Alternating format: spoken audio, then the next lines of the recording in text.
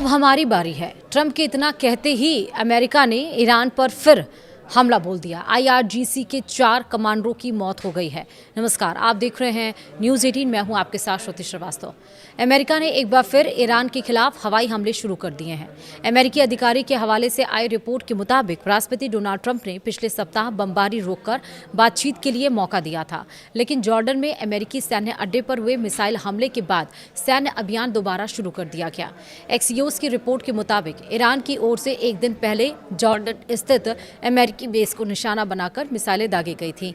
अमेरिकी सेना का दावा है कि सभी मिसाइलों को बीच रास्ते में ही इंटरसेप्ट कर लिया गया। वहीं ईरान ने कहा है कि बुधवार को हुए हमले में ईरान के 4 सैनिक मारे गए हैं। बुधवार को पत्रकारों से बातचीत में ट्रंप ने कहा है कि अमेरिका ईरान पर बहुत जोरदार हमला करेगा। उन्होंने कहा कि अब हमारी बारी है।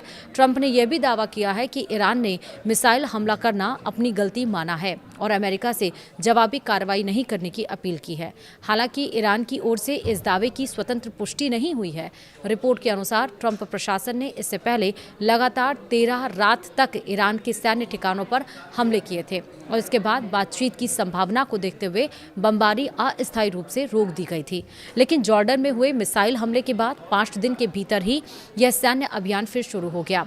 इस बीच ईरान की मेहर न्यूज एजेंसी ने दावा किया है कि इराक के दियाला प्रांत में अमेरिका और सऊदी अरब के संयुक्त हवाई हमलों में इस्लामिक रिवॉल्यूशनरी गार्ड कॉर्प्स यानी कि IRGC के 4 सदस्य मारे गए।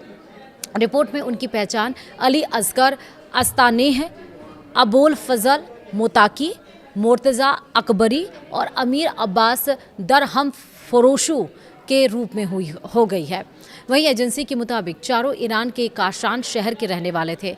उधर द न्यूयॉर्क टाइम्स ने एक अमेरिकी अधिकारी के हवाले से दावा किया है कि संयुक्त हमलों में करीब 20 ईरानी सलाहकार, जिनमें IRGC के सदस्य और तकनीकी सलाहकार शामिल थे, मारे गए हैं। रिपोर्ट के मुताबिक इन ठिकानों को इसलिए निशाना बनाया गया है क्योंकि वहां ईरान संबंधित समूहों को मिसाइल और ड्रोन संचालन में मदद देने वाले सलाहकार मौजूद थे। वहीं अब तक अपडेट्स क्या हैं वो समझिए। ईरान की फोर्स न्यूज एजेंसी ने दावा किया है कि केशम द्वीप पर एक रिहायशी इमारत पर हुए अमेरिकी हमले में 3 लोगों की मौत हो गई है।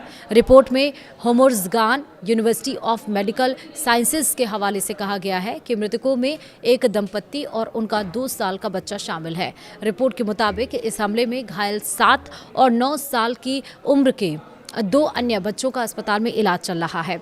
इससे पहले बचाव दल ने मलबे से बच्चों को सुरक्षित बाहर निकाला और उसकी जानकारी भी दी थी। फिलहाल अमेरिका का कहना है कि उसने केवल सैन्य निगरानी और रक्षा से जुड़े ठिकानों को निशाना बनाया है। इन दावों की स्वतंत्र पुष्टि नहीं हुई है। दूसरा, ईरान ने हॉर्मुज़ जल डमरूमध्य के संयुक्त प्रबंधन को लेकर ओमान के प्रस्ताव को खारिज करते हुए अपना नया प्रस्ताव पेश किया है। दोनों देश अंतिम समझौते की शर्तों पर बातचीत जारी रखे हुए हैं।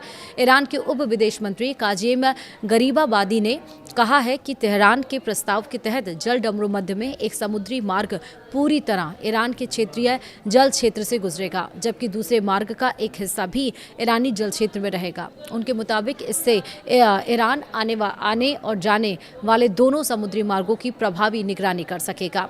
वहीं राने नेटवर्क के वरिष्ठ मध्य पूर्व विश्लेषज्ञ रयान बोल ने दावा किया है कि ईरान के खिलाफ जारी सैन्य अभियान के बीच अमेरिका के एडवांस्ड सैन्य संसाधनों पर दबाव बढ़ रहा है। उन्होंने अल जजीरा से कहा है कि लंबी दूरी से दागे जाने वाले संयुक्त स्टैंड ऑफ हथियार और थाड जैसी उन्नत एयर डिफेंस मिसाइलों का भंडार तेजी से कम हो रहा है। उनके मुताबिक कई रिपोर्टों के अनुसार पेंटागन के योजनाकार भी इन हथियारों की उपलब्धता को लेकर चिंतित हैं।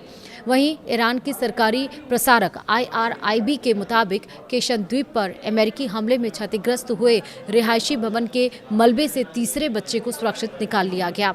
रिपोर्ट के अनुसार बचाव अभियान अभी भी जारी है। रिपोर्ट में कहा गया है कि अमेरिकी हमले का निशाना बना भवन 5 सदस्यों वाले एक परिवार का था। इससे पहले 2 बच्चों को मलबे से निकालकर अस्पताल पहुंचाया गया था। तो यानी कि बमबारी जारी है, गोलेबारी जारी है, एक दूसरे के ऊपर स्ट्राइक जारी है, लेकिन अब ज़रूरत है कि ये युद्ध थमना चाहिए। फिलहाल वीडियो में इतना ही। नमस्कार।